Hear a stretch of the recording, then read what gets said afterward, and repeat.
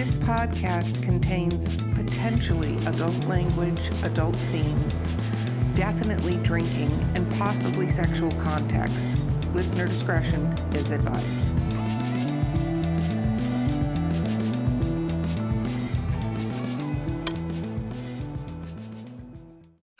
Okay, welcome to Drinking with Authors, the podcast. I'm your host, Erica Lance, and my co-host today is the amazing C.R. Rice, and our guest today is the multifaceted Candace Colt. Woo! Awesome. Oh, look, the dog's in the background now coming to get you. Okay, let's talk about what we're drinking. So I'm in North Carolina now, and I actually found a cider company up here called Flat Rock Cider Company. Oh my gosh. Is a semi-tart blackberry cider. And it's homegrown hard cider. I didn't know there were seeds to plant to make cider, but apparently you can grow cider. I hope everybody's learned something today. That's anyway, it is really good. It is very tart though. I'm not gonna lie about that. It's super duper tart. So fun and exciting. Yeah. What are you drinking, CR? I am doing vodka with some cranberry ginger ale. Oh, cool. Ooh, that's a little fanciness right there. Oh yeah. Cranberry is good for you. Exactly. Yes, that's what we'll cling to. Cranberry is a healthy drink. Exactly. Exactly. Candace, what are you drinking? I have Chardonnay. That's kind of my go-to. Cool. It's not too heavy, and since I have to halfway be reasonable this evening, I can't get too heavy with drinking. So a nice light Chardonnay, just a little crispy. I like it. I don't have those same limitations, so I can. I'm the guest. I'm supposed to act like, you know. Well, those are rules. We only have guidelines here at. That's right. Suggestions. Yes. Right. So we really state the line with. Yeah. So true. Candace, for everybody who's listening that may not know you, could you talk a little bit about what you write? Sure. I write contemporary romance, mostly paranormal, but I like to think of it as sweet romance with a magical twist, because sometimes people get off-put by that word paranormal. They think, you know, we rip out throats and, you know, burn witches or whatever. And no, my characters just have a nice, sweet romance. And yeah, they tend to be magical, but that's not the main thrust of the story. And they're all contemporary, and they're all in a small town, because I love small towns. Very cool. When did you start writing? Well, you know, most authors are going to tell you they've been writing since forever, right? But I didn't actually get published until 2017. So I got really lucky, and I was invited as a guest author in one series. If anyone's ever heard of Kristen Painter and the Nocturne Falls series, she had guest authors come in her universe. And then from there, I was in the series Cat's Paw Cove Romance, another guest author. And I've amassed 9 books in those 2 series, and I'm going to go indie next year. So that's exciting. That is very, very exciting. Awesome. That is very cool. Yes, Cat's Paw.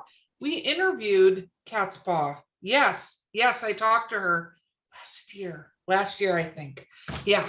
Anyway, this is what happens when you maybe have one of your ciders beforehand. I'm doing so good at remembering people's names. Well, hey, you remember? You have to make sure it was worth it for the pod. Yeah, I need to try this for the podcast because I'm not going out. No, just kidding. I've tried some terrible things on this podcast. I'm like, this looks like a good idea as I'm chugging, and I'm like, this and then is it's terrible. Like nasty. Yeah. So bad. So 2017, had you wanted to be a writer before then? I mean, oh, absolutely. A lot of us did writing things, but did you want? So how did it take to 2017 then? Well, mostly because I was working, and, you know, I couldn't dedicate the time to it because, you know, writing is a part-time, full-time job. I don't care what stage you are. And I was busy working and going to college and doing all those things. I joined Romance Writers of America some years ago, some years before that, and started learning the craft.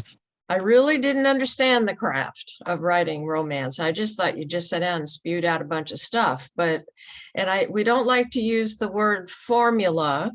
We use elements. And so you have to understand the elements, you have to understand the pacing, you have to understand the beats and all of that stuff. And once I got myself involved in that and networking and meeting lots and lots of writers, then it really got serious. And I started submitting. And I tried submitting to agents, and I tried to be, everybody's dream was to be a harlequin. And I tried that, and I have a stack of rejections. But again, I just kept working on that craft until I made it happen. That is awesome. And did you want to go the paranormal route? Was that when you first started off and you're like, you know what I'm going to write? I'm going to write a werewolf. Where did you go? Not at all, and that's a really good question. No one's really asked me that, but I didn't start off writing paranormal. I had read it. I had read a lot of the really fun things. There's an author named Bonnie Bannock, and I've read some of her paranormals, and I really liked that world. I liked the werewolves that shifted. I like shapeshifters. I thought that was just way cool. Mm-hmm. But I didn't think I could write it because I was having a hard enough time focusing on the ordinary human relationship. How do you get the extraordinary human relationship in there? But then when I was invited to write for Kristen Painter's Nocturne Falls, it is paranormal. So I started reading her books, and I started getting just charmed by them, for no other reason, no better word. They're just charming to know that a vampire can have an ordinary relationship, shapeshifters. But then the challenge was, when it was time for me to write, was to create something different, some kind of different spin on the paranormal. So to me, the challenge was fun. And then once I got started with it, I just got carried away and I don't know if I could write a straight romance. I really don't think I could, because where's the fun in that? Where's the witch? Where's the psychic? That's just, it's not for me. But anyway, it was sort of a backdoor approach, honestly. Romance backdoor. Never mind. Never mind. It's very early in the podcast. I was waiting. I was going to start counting to see if you said anything after she had said that, but you jumped on it. Ooh, she jumped on it. She said, I'm listening to the backdoor, and I'm like, that's a different kind of series. Maybe not romance. I haven't written those yet. That is awesome. So now that you've begun, you just talked about going indie. Are you going to stay in the same kind of vein of what you've been doing on Paranormal Sweet Romance? Yep. I have a secret project that I'm not really allowed to talk about yet, but I can say that it's going to be sci-fi. So there's going to be a bit of a new thing going on over here that's sci-fi in a project that I'm not allowed to disclose yet. But the series that I'm going to launch next year is again paranormal. But, when people hear that word paranormal, they think Dracula, they think all of these things. This series is a little different. It's a witch family, and it starts out with a reluctant witch that, has to come home because she's a single mom now with a kid that has this magical skill, and she can't even manage her own self, so she can't manage the kid. So that's going to be the indie series. Very cool. I think I get what you're saying. It's true. And I think there are degrees of anything kind of, you just mentioned sci-fi. There's degrees of sci-fi. Absolutely. There's anything. And I think when you say sweet romance is what really classifies what that is versus steamy or erotic kind of, Exactly. stories that can go. Exactly. That is very cool. So are you doing this full time now? Is this like what you do? Absolutely. I'm retired, but I'm working more now for myself than I ever was when I worked I never worked a 40-hour week in any of my jobs, but off the clock, I was pretty much done. Here, you're never done. Before I logged on with you guys, I was editing like mad. Social media, because I don't have a PA or a VA yet. So I'm doing all of that. So that takes up big chunks of time. promotion, I think, was the biggest surprise. If you were going to ask me at some point, what is your biggest surprise in the author journey? It's the promotion. Even if you were traditionally published, you have to be out there. You have to get people to know who you are. You have to build the relationship with the reader. And that invites them to want to read the book. But you know what? That takes time. So yeah, it's full time. Absolutely. I think that's true. I think you said something in the beginning of the podcast, not the backdoor thing before that, but you mentioned that it's a job. And I say this to people regularly when they say they want to be an artist of any kind, but they tell me they want to write. I'm like, okay, are you going to dedicate the time to actually be a writer and not just think you're going to be discovered or think the words are going to magically appear on the page? Because there are people that can write very, very fast. I know several of them. I don't happen to be blessed in being an incredibly fast writer. But you have to be willing to put the time aside to actually do that craft. And it's not going to just happen. You're not going to magically wake up in a book sitting beside your bed and you're like, oh, look, my manuscript is complete and it's in perfect Wouldn't form. that be great? Instead of like the what is it, the shoe elves or whatever it was, if there were like little book elves that just like you came up with the idea, the next morning the elves had written it for you. If that only. would be amazing. Right? That sounds like a good story anyway, right there. You Yeah. write that down. Yeah. But I think it's true what you said. And we are in an age where people want to interact and know the authors that they're talking to, and they follow you just as much as they follow your work and what are you doing, and cross branching with other authors and all that great stuff that goes along with it, that you're like, whew. And you do have to organize your days around that part of it. And I've seen authors get really swept away in that too, where they're spending way too much time on Facebook or Twitter or Instagram instead of the art of writing. Like there's a very clever balance that goes along with that. Yep. Your core business as an author is writing. And that's the mindset that any author should have, is that it's a business. You are branding, you are selling, you are writing, you're got to find that expectation and meet it from the reader. You have to know your readers. You know, we call it an avatar. That's not to diss any of the readers, but you kind of have to have somebody in mind. Who is that person I'm writing this book for? I'm not writing it just in a vacuum. I'm writing it for her, or I'm writing it for him. And so that again takes time too. You have to be thinking and doing and all of that kind of good stuff at the same time, as well as writing. The core business is writing. Very true. So let's talk about when that first book got published. What was that like for you to actually have your first book in your hands published? Amazing. And I hate that word, but it's what it was. It was just, it's a moment you don't get back. It's like that first kiss, or, you know, I didn't have kids, but it's like that first baby or whatever, you know, I did this, you know, back in one of my previous lives, I did some technical writing. So I saw my name in journals, but that's boring stuff. You know what I mean? This was like, oh my gosh, it had a pretty cover on it, and it had pages that you could flip through, and it had in this case, a Amazon ID number on it, but it was like, woo, you know, it was a very thrilling time. Not everybody in my circle was excited about it as I was. You know, they're like, okay, you got a book out, big deal. When's your next one? And I'm like, geez, you know, this is big. This is big. Let's all enjoy it. You're like, where are the trumpets and rose petals? This has happened. Yeah. Throw it in front of me. Yeah. Yeah. And after years and years and years and years of submitting to traditional publishers or trying to get an agent and all those sorts of things, oh, bless you, puppy. He's hocking up a hairball. In this giant house, where I need to be right now is on a podcast. There's like 15 rooms here. He could be anywhere else. He's right here. That's not how it happens. You know that. Yeah. I shut my door so the cats don't invade, because my cats would come in here screaming Oh to tell yeah, me things that are only put their important right nose right now. up to the camera, sure. Yeah. But anyway, that first book, it's amazing.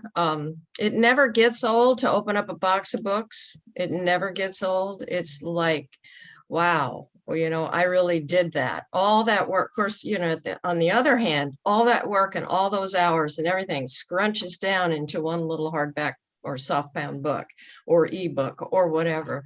And it's like, man, if people only knew how many hours we put in to get there. Not only that, but the screaming, the cursing. Oh, well, there's that.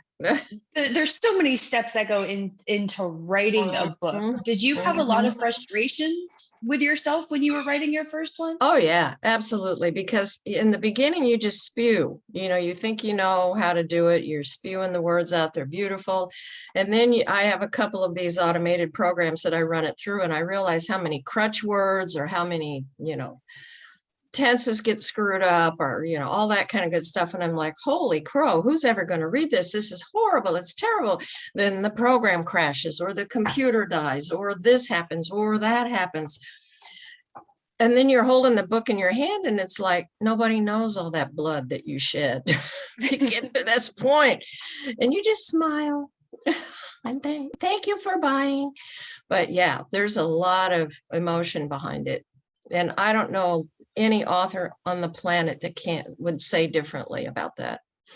Well, I think that's true, especially as you're doing your first books. I think, you know, speaking with a lot of authors, a lot of them, not that it's not hard work. It doesn't suddenly like, oh, this took me 5 minutes, but you get into more of a pattern. You get more into doing it, kind of like anything you do, muscle memory, that you're doing it. So you don't necessarily run into the same hurdles or things like that. And so the first book, I feel like for a lot of us, some people are like, I just wrote my first book and it was perfect.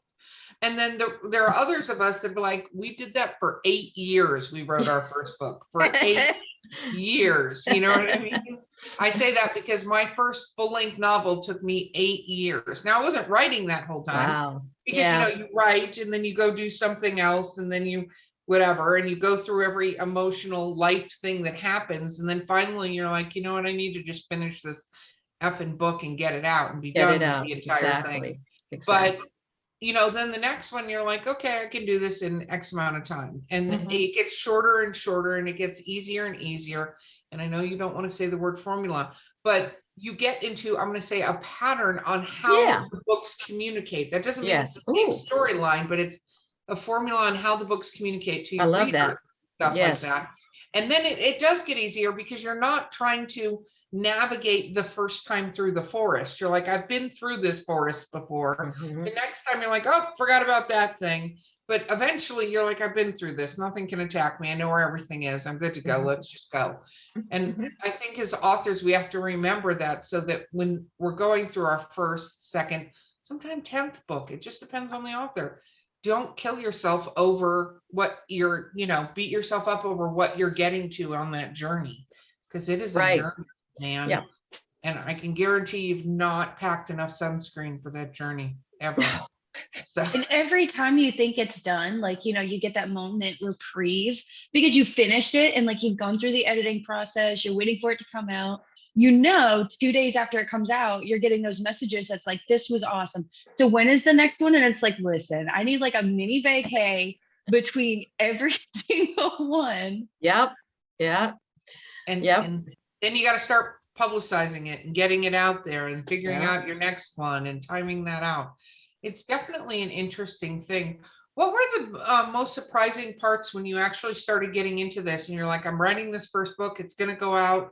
What surprised you the most? Oh, I don't know. That's a good question too. I think, as I might have said earlier, I think the promotional piece was the biggest part of it. Writing the book, having it in your hand, you know, and realizing that it doesn't sell itself. You know, you could have a pretty cover, which all my books have wonderful cover artists, and they're just lovely, and they can sit on Amazon and they can die there.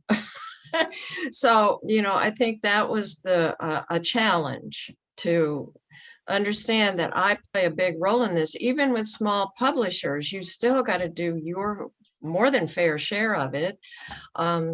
The personal That's true with appearances. large publishers too. I want to put that out there. That's true. It doesn't That's matter true. the size of the publisher. It matters on whether or not they think you have a gold mine that they're willing to put money behind. But almost every publisher is like, this is so cute. On your own. Like, Yes. have fun. Right out of the nest you go. We appreciate you are here. Push. Yeah, bye-bye. Right. And I guess the other surprising piece is that I could do it. I mean, like you, I had years and years of these books just sitting around unfinished, stories undone. And suddenly, well, what helped was having a deadline. You got to have this book to us by such and such. Here are the parameters, go. And I'm like, oh, and I did it. And I think that was a big surprise, that I could do it. A surprise, not so much maybe, but maybe I set a goal and actually attained it. That's pretty cool. I'm kind of goal oriented.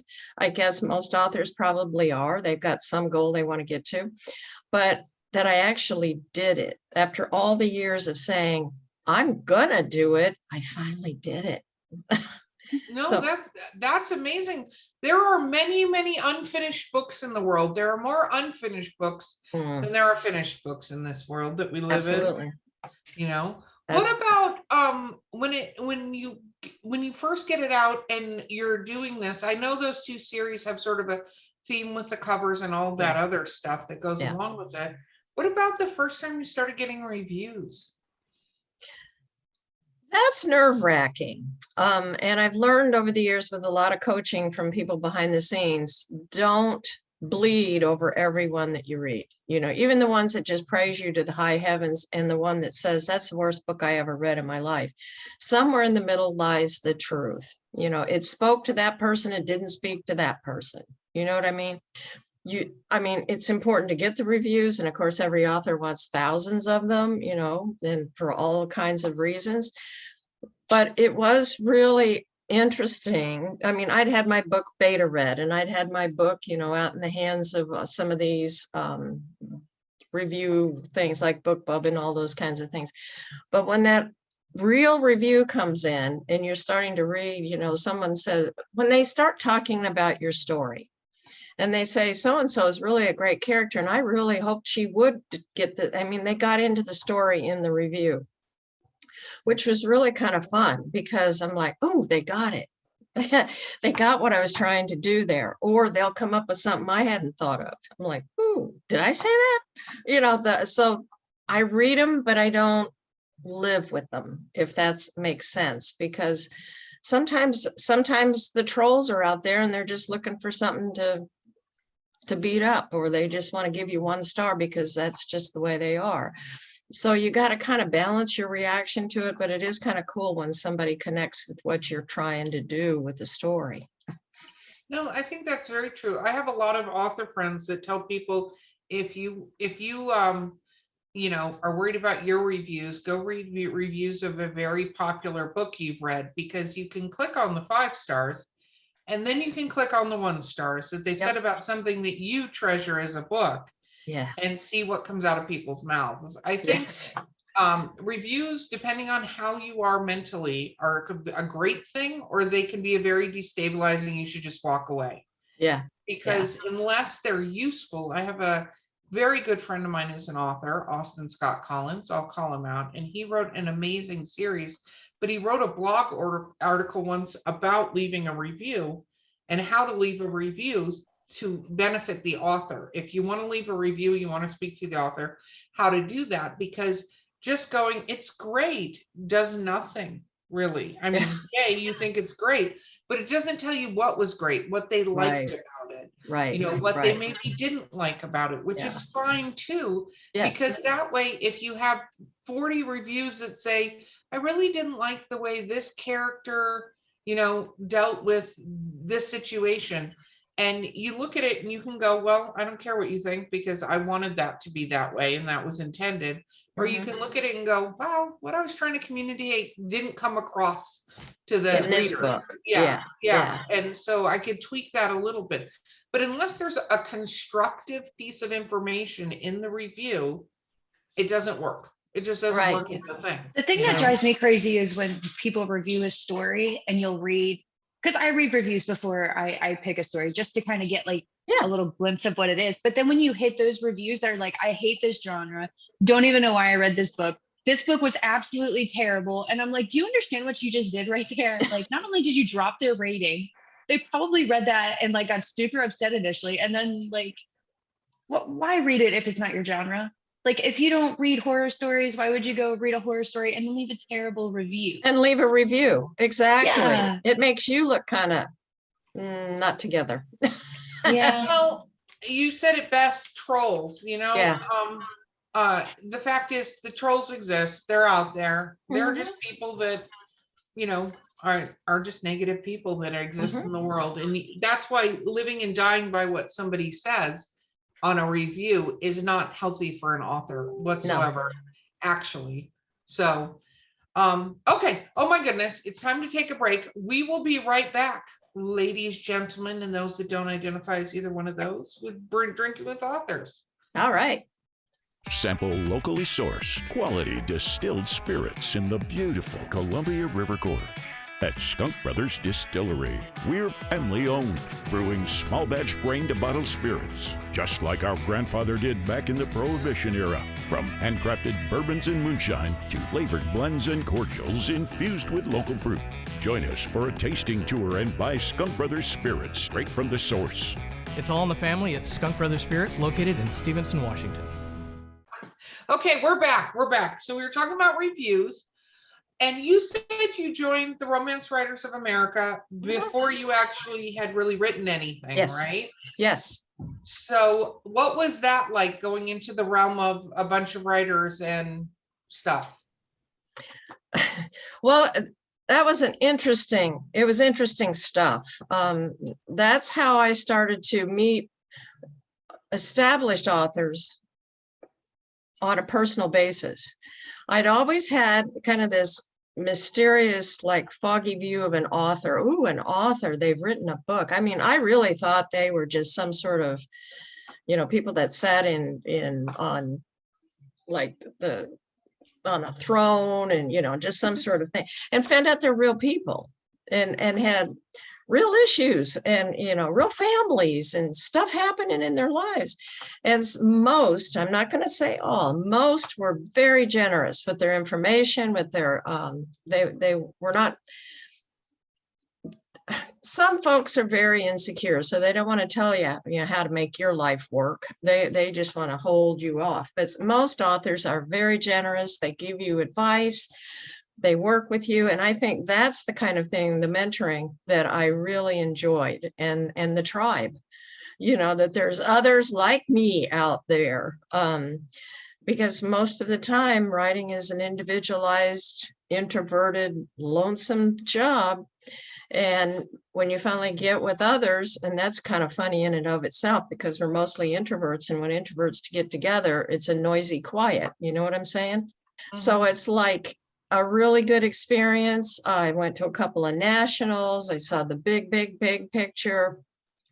So I began to learn the process and the business side of it. It's not just the romantic idea of writing a book. I learned, as I've said before, the business side of it. The craft is important, and everybody got to do that, and it's sometimes not fun to realize you don't know your craft as well as you think you do, and then have to learn the business side of it. So yeah, it was good. Now, I'm not going to lie to you. I'm no longer a member because it just doesn't feed my need any longer, but I have a tribe. I have a very active tribe of fellow writers, so I don't feel alone in the process. So anyway, I don't know if that answered the question, but And no, totally. And if it didn't, it's fine. It was still educational information. So And I don't think you have to be a part of an association.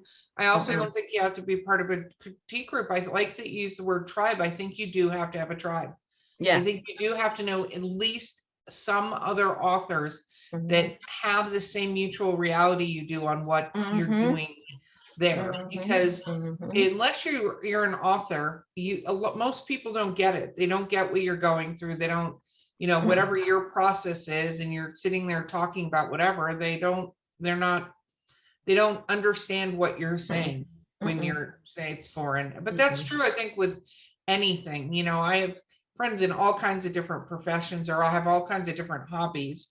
I'll use disc golf, and of course, hopefully no hate mail, but I don't get it. I really just don't get the appeal, the allure. I have zero interest, but man, if you get them talking about this topic and the different kinds of, they're not frisbees, you're not supposed to say that. I forget what discs, I guess, whatever. Yeah, whatever. Anyway, That and look the and hate mail smiling. starts to ensue, right? Right, here we go. But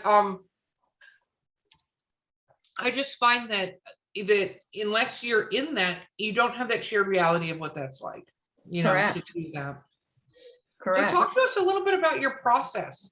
When you write, do you like it quiet? Do you like ambient noise? Do you listen to music? Do you play movies in the background? What do you do to get in the zen of your writing? Honestly, I like it quiet. Most of my friends have the headphones on and they've got Spotify going, or they got this going, or they got that going. I'm distracted by that. And I won't focus the way I'm supposed to. That's just the way I'm wired. If I have too many stimuli going on, that's it. I'm gone, and I won't focus on the moment, and my moment has to be on the page when I'm actually creating. Now, the editing process and the that process, sometimes when I get towards the end, I'll turn on music. I have friends who will create their Spotify to help them guide them through the process. Certain music is that character's music, so that helps them develop the character. I just can't do that. I think more than anything, it's another shiny object. I'll go out there and play on Spotify or this or that or the other. Whoops, forgot to write. You know what I mean? So I have to focus, because that for me is a hard process, is just to get into the groove. Once I'm there, good luck with that. Don't knock on the door. Don't talk to me. Husband sometimes texts me from the other room. Are we having dinner tonight or not? That kind of thing. Because I will go there in that zone and not come out. Well, that's probably good when you get in that zone. How fast of a writer are you now? Well, much better than I was, but I am not like, I have a couple, oh my God, I have one friend, and I won't out her because that would be not fair, but she can write a dozen books a year. I'm serious. And we were in a Zoom class last night, and she said if she's on a roll, she can write a book in a month, and it can be 50,000 words. And I'm like, oh my God, it takes me a week to write a grocery list. How can you do that? But that's the way she is. She's written a lot of books, so she's got kind of a flow going, and it's kind of a series for her. So she'll take a character out and keep going with them. I'm getting better at that, but I'm not great at that. And one thing that I do that I shouldn't do, I could probably binge write a lot faster if I didn't edit all the time. Go back and edit. Tomorrow morning comes around, what I will do is I will listen to the story. I will put the headphones on and let it read the story to me. And I'm like, oh, I forgot to put that in. So I'll go back and put that in and put that in. And sometimes I'll stay a little too long in that section. Whereas if you just go through it, I'm better at that. Let's just say I'm better at that. I do. A lot of authors, that's what they say, and that's what a lot of the writing manuals say. Do not go and edit, put all the words on the paper, and then go back and edit. If you go in edit mode, that's where you'll stay. One of the piece of the process that I do is the ending first. I have a beginning and I have an ending, and I figure, okay, we're going to figure out how we're going to get there. But if I don't have an end game, I don't like to keep it out there unknowing. And I'm sure you're going to say, oh, you're a pantser or a plotter or what are you? I'm sort of in between. I write a summary. I create a summary of the high points and then go to that. Not necessarily the beats, not necessarily, a pure scripted outline, but I've got some high points. I know what's going to happen. I know this is going to happen. I know this is going to happen. Now we have to get there. I'm big on character development. I have to know my characters before I write the story.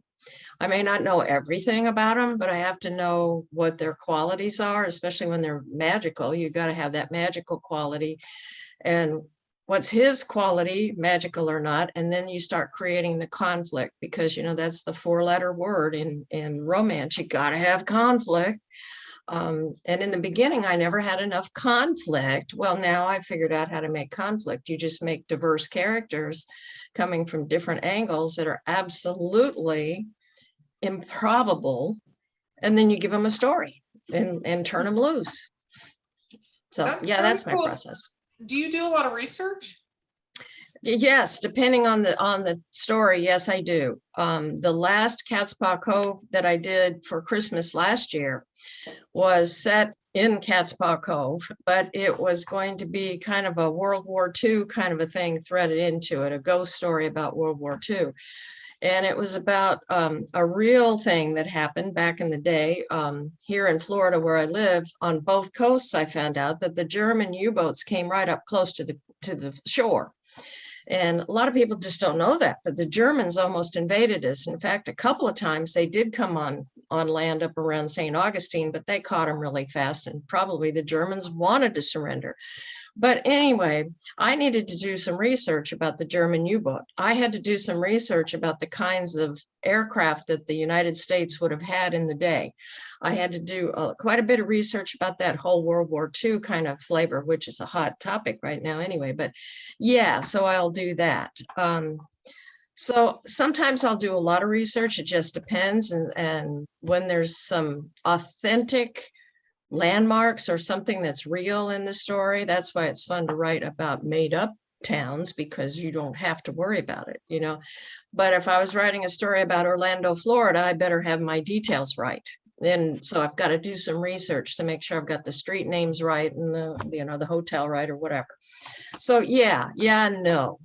Sometimes I will decide that, well, like in this particular story that I'm writing now from my new indie book, it's a particular form of magic that's old Celtic. And so I had to look up that, that's a whole different ball game altogether than I'm used to. So I did some research on that. So yeah.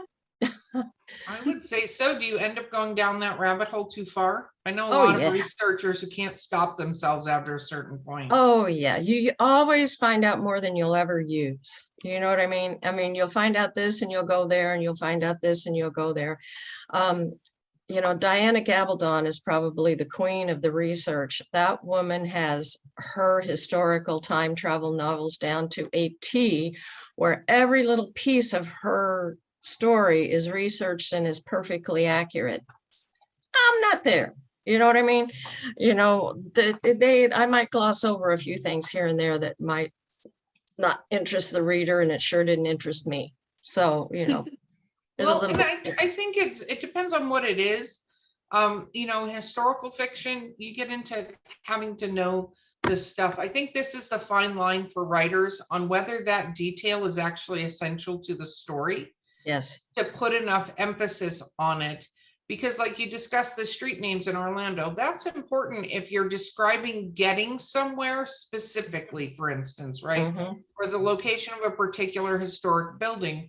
But you can just say, Bob Street and Blah Street. Nobody gives a crap whether it's Bob and Blah Street. But I think some authors get trapped up in going, yeah, they do. No, I have to know. Nobody, how many stories are written about Manhattan, for instance? We have joked with writers on the show. Nobody writes about the Bronx, but about Manhattan. And it's true. Do a number search on this, but that they don't end up. Who cares? Like it talks about, certain things, brick buildings, like not every building in Manhattan is a brick building. Let's just clarify that. But it doesn't matter because almost every story you're in a brownstone or blah, blah, blah. And is it important? It's important if you're describing that you're going to a specific location that people from New York would know what that specific location is. The Serendipity Cafe, for instance, that isn't a specific thing. If you go, oh, it's all the way over here in Greenwich Village, it's not in Greenwich Village, and ergo you'll piss off New Yorkers. But I doubt you'll piss off somebody in California who's never been to Greenwich Village or knows where the hell the Serendipity Cafe is. That's right. Well, and there's some things you got to be real careful that you don't get caught on. In my story that's going to come out next year, the little boy in the story watches a dolphin be born. Well, guess what? I didn't know they come out tail first.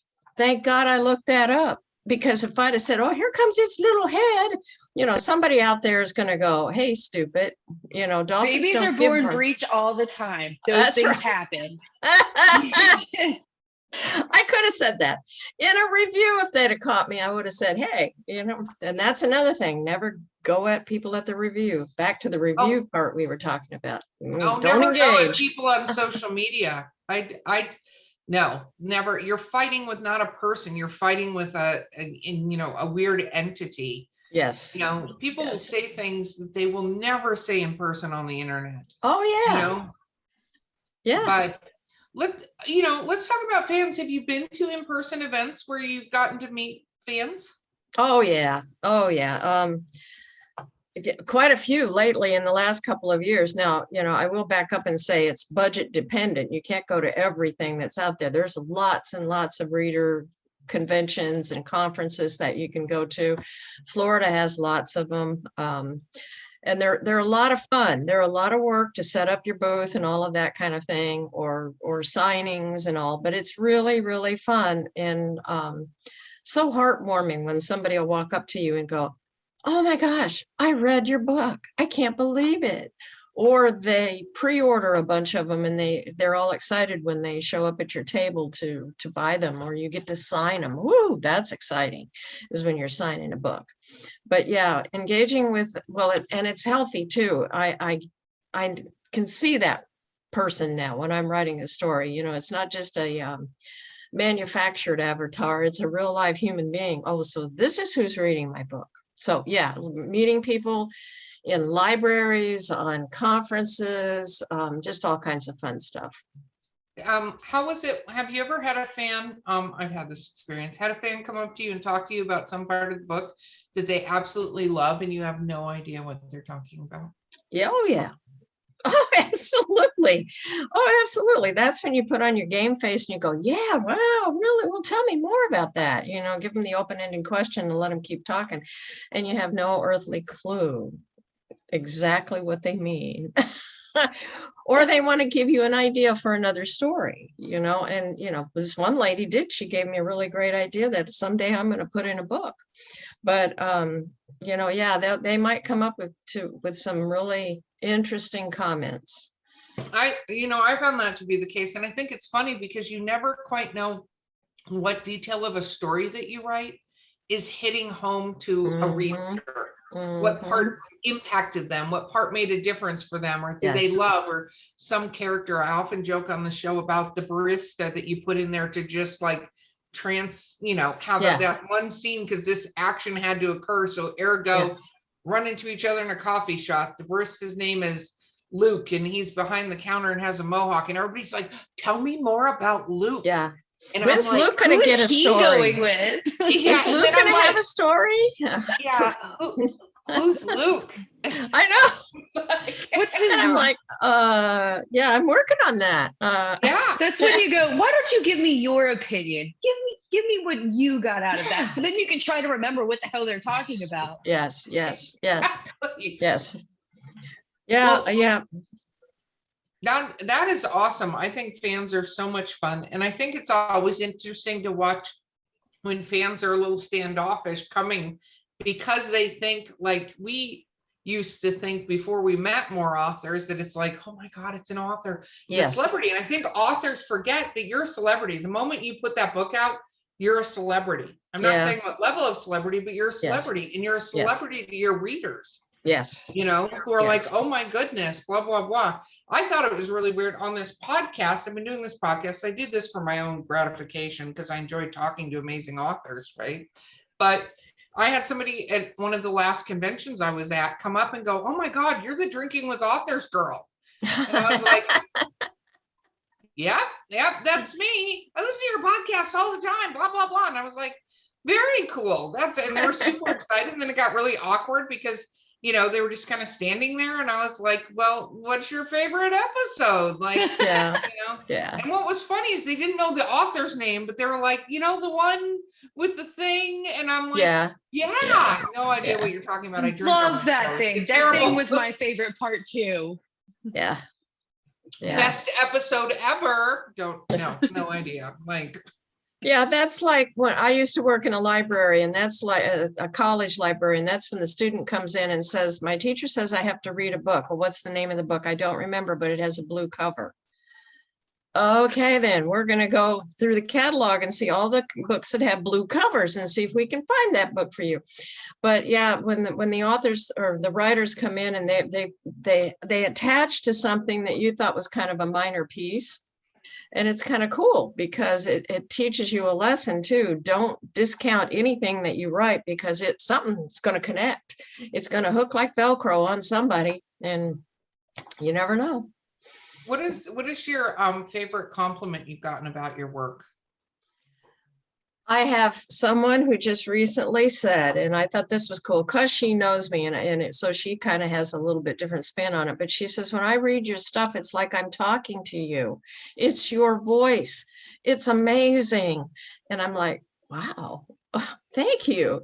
And because I do have kind of know where you live, right? No, just kidding. Yeah, I try to cultivate kind of a snarky, sassy little voice in the stories. And I guess it came through that it sounds just like me. Now, not all my readers know me, so they don't know that the real person. I always have somebody in every book that's basically me in there, is like the Greek plays. Was it the Greek plays that had the narrator on the side all the time? That I will incorporate myself in somebody that I can let loose with. And so I'm in every story in some way or another. But yeah, that was a really cool compliment. I've had people say, oh, I really love your stuff. You write really well. And those are great. And I love it. But that really was special when she said, oh, it's like talking to you. And I'm like, ooh, yes. That's very, very cool. Since you do write romance books, how did you find writing the male characters into the romance books? Did you ever feel you had any difficulty with the male characters, or do you use your husband to go, how would you react in this situation? I do ask him once in a while, but the thing you have to remember is that you have to keep the dialogue different. Women blah blah blah blah blah, and men don't. They chop. They one or two sentences. I can't get in their head, so I don't know what they're thinking, and maybe we don't want to go there. But if you have an internal time with a male character, you can't go on and on and on like we do in our heads, right? Oh, I'm sure guys do the exact same thing. They're probably sitting there planning it out. Like, I should just ask her what the hell is wrong. No, I shouldn't, because if I do that, I'm going to get in trouble for not knowing what's wrong. And then they go down their own.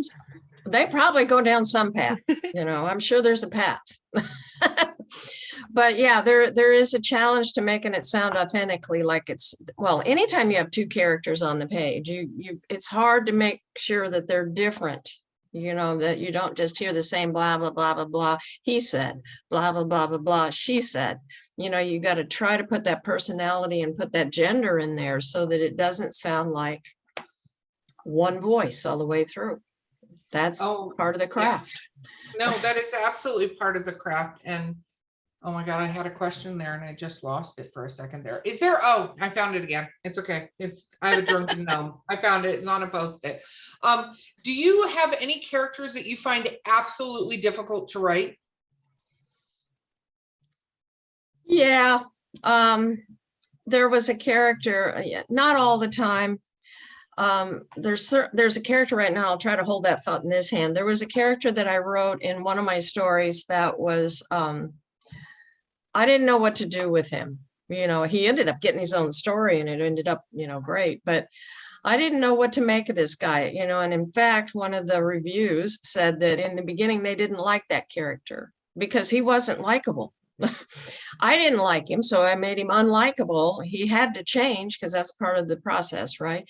But I had a hard time making him likable. And that was a challenge. In the book that I'm writing now, I have a 7-year-old child who is mute. He cannot speak. So he communicates through drawing, and he's a very talented drawer. He's also magical. He's got a magical gift where he's in baby form with it, but he can do some things with that magic that drives his mother nuts. And he's challenging because I'm not a 7-year-old kid. So I've asked a lot of my moms that have 7-year-olds or had 7-year-olds, what would they do? What kind of stuff? Well, of course, they'll tell me everything, like, arm farts and everything else. So, I'm not sure that's going to work into the story, but just trying to understand what a little kid's head's thinking, and a kid who can't speak and a kid who communicates through his art. And so that's been kind of a challenge, but kind of a fun challenge. I have to catch myself every once in a while because I want him to say something and he can't, and so there's that barrier for me, and it's the barrier for the mother because she can't understand sometimes what he's thinking. So from a psychological standpoint, that's a challenge. But yeah, that one character, I didn't like this guy, and I had to make myself like him.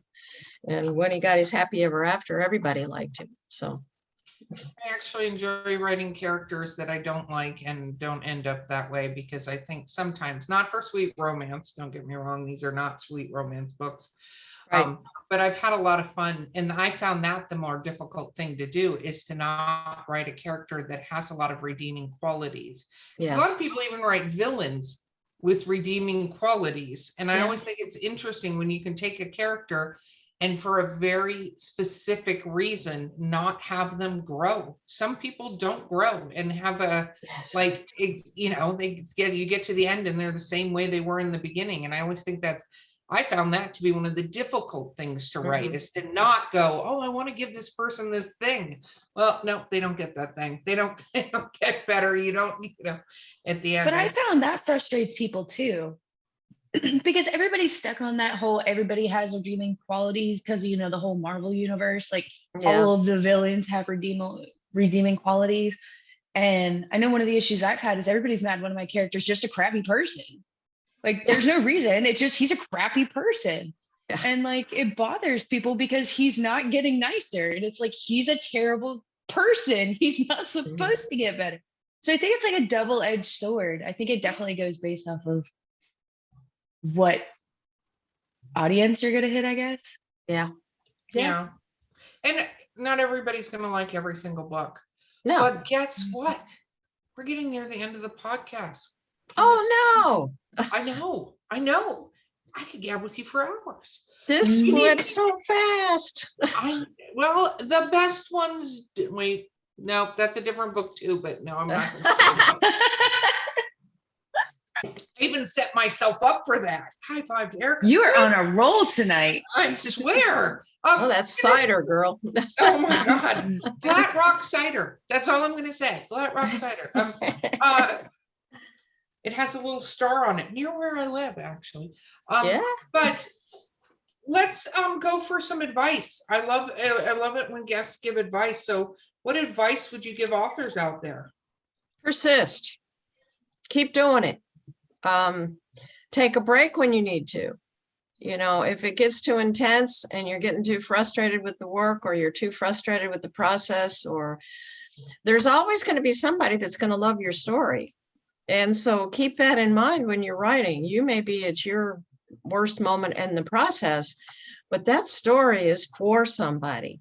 It's going to help somebody in some way. And I don't care what kind of story it is, blood and guts, horror, war movie stories, whatever. It's going to touch somebody. A memoir, it's going to touch somebody. So you've got to write it. It's important that you write it. It may not be read by the masses, but it's going to be read by somebody that they feel really connected to. And you may never meet them. They may never write that review, but it touched somebody.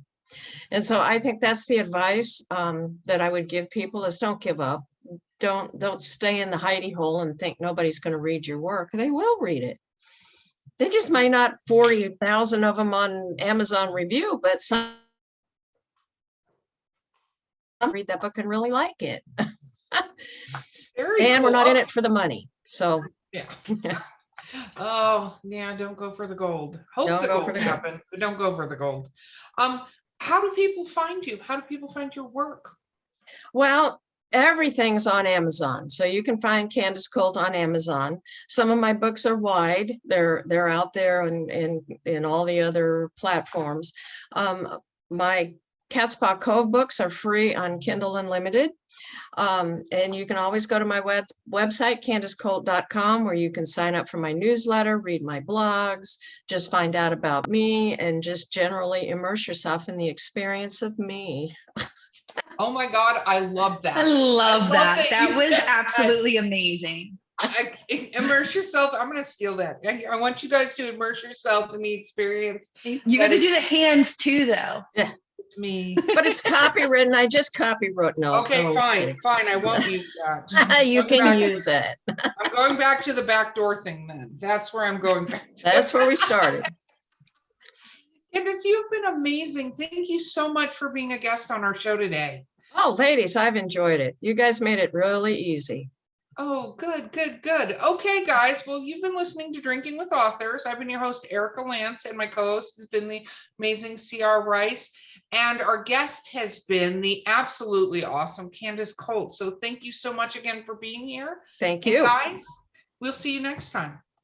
Bye-bye.